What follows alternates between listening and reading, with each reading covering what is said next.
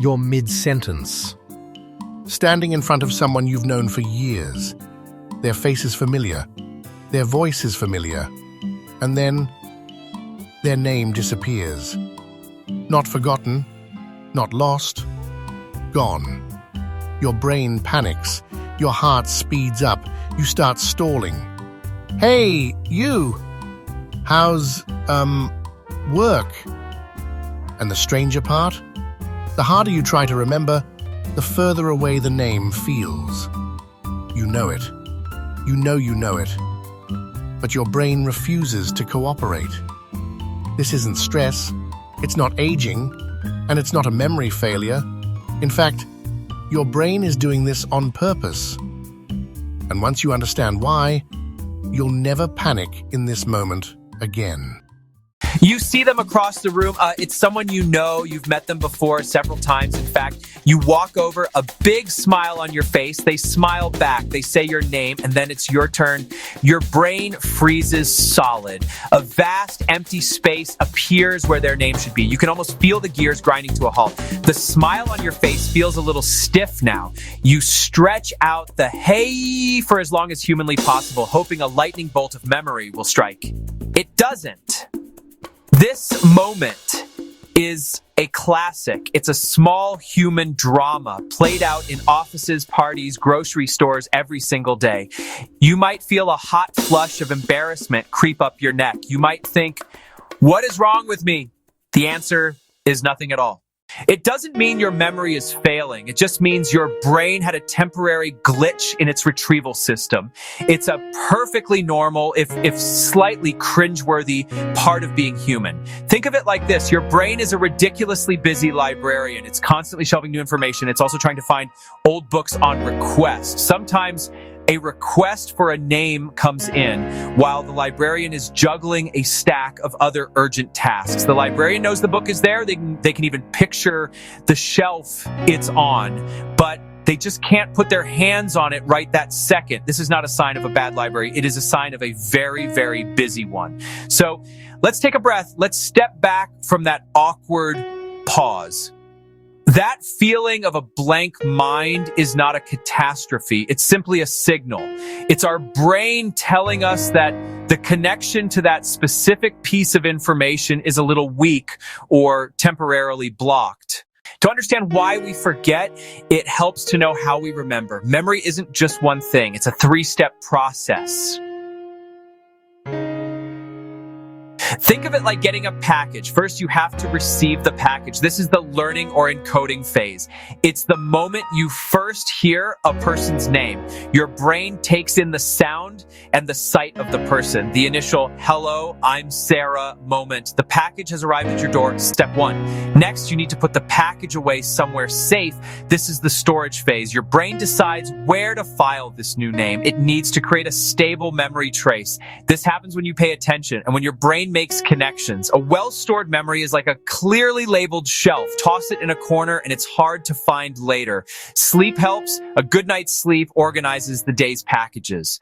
This is the retrieval phase. You see Sarah a week later and your brain goes to fetch that Sarah package. It follows the path back to the shelf. If earlier steps failed, you'll notice now. You weren't really listening when you met her, or you were exhausted and your brain tossed the memory aside. Say, the name will seem to have vanished. When a name is on the tip of your tongue, it's a retrieval problem. The package is in the house. Your brain knows it's there. You might even know the first letter, like a blue box.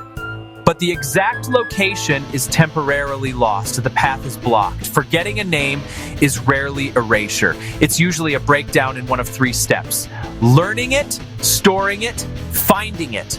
So what causes these breakdowns? Several common culprits are usually at play. The first and most famous is distraction. You're at a party. Music is playing. You're thinking about what to say next. Someone introduces themselves as David. Your brain is busy processing the noise. Your brain is busy processing the other faces. Your brain is busy processing your own internal monologue. You shake David's hand, but you never truly received the package. Your attention was split. So the name was never properly learned or encoded. Stress is another major saboteur. When you feel anxious or under pressure, your body releases hormones like cortisol. This is your fight or flight response kicking in. Your brain shifts its focus to survival. It prioritizes processing the threat, a snarling dog. It prioritizes processing the threat, fear of saying the wrong thing in a job interview. In this state, higher level cognitive functions like recalling a name get pushed to the back burner. The stress effectively builds a temporary wall around that part of your memory. Fatigue is a huge factor. Your brain consolidates memories while you sleep. During deep sleep, it strengthens neural connections. It moves memories from short-term holding to long-term storage. If you're sleep deprived, that process is compromised. Names you learned are like packages left on a doorstep overnight. They are fragile and might get lost before being stored. A tired brain is not an efficient filing clerk. It makes mistakes and misplaces things. Finally, interference. Sometimes names are just too similar. You meet a Chris, you meet a Christopher, you meet a Christine. You're in the moment. The name is gone. What can you do right now? First, take a calm breath. Seriously, just one slow, deep breath. This simple action helps to lower your stress level. It tells your brain's alarm system to stand down. Reducing the cortisol flood gives your memory retrieval system a better chance to work. Don't panic. Panic is the enemy of recall. Remind yourself that it's okay and give your brain a moment of quiet to search its files without pressure. Next, use a cue. Look for a distinctive feature on the person. Do they have bright red glasses, a unique laugh, a tattoo on their arm? Focus on that one detail. Sometimes concentrating on a related piece of information can unlock the main one. This is called associative memory. The name might be linked to that feature in your brain. You can also try to recall the context. Where did you meet them before?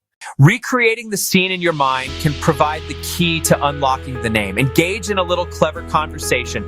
You don't have to admit you forgot. Ask a question that might make them say their own name or give you a clue. I have a cousin with your name, but she spells it in a really unusual way. How do you spell yours?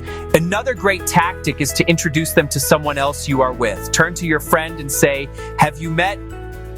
Then pause and look expectantly at the person whose name you've forgotten. Most people will jump in and introduce themselves, saving you gracefully. If you are learning a new name, use repetition and association immediately. When someone says, "Hi, I'm Ben," say it back to them. "It's nice to meet you, Ben." Then try to use it one more time in the conversation. "So, Ben, what do you do?" At the same time, create a silly mental image. If Ben has a big smile, picture him drawing a bee with a pen. Ben with a pen sounds goofy, but these strange, vivid links are exactly what make memories stick. Your brain loves novelty and pictures more than abstract words. Let's explore how it all works without any scary technical jargon. Ultimately, the most powerful tool in your arsenal is kindness. Be kind to yourself. Forgetting a name doesn't make you a bad person. It doesn't mean you're losing your mind. It just means you're a human with a busy brain. The more you beat yourself up about it, the more stress you create, which makes the problem even worse. It's a vicious cycle. So break the cycle with a bit of self-compassion. Acknowledge the slip up and move on without judgment. Sometimes the simplest solution is the most honest one. Just admit it. I am so sorry. I've completely blanked on your name. Reaction. Often met with understanding and a smile.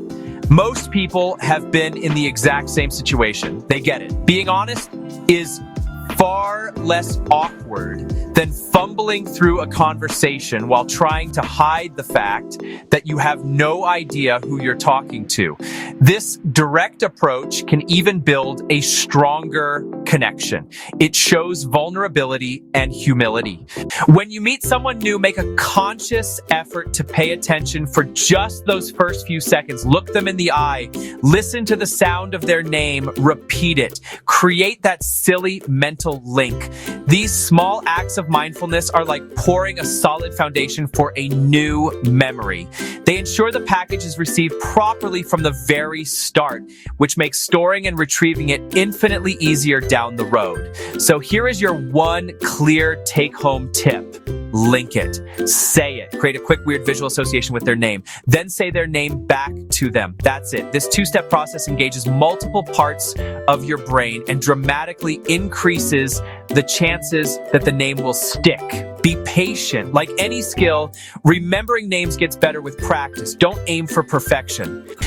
Your brain will thank you for it. You've got this. You link it, say it, and give yourself a little grace. And when the name pops back in the parking lot 5 minutes later, smile. The librarian found the book.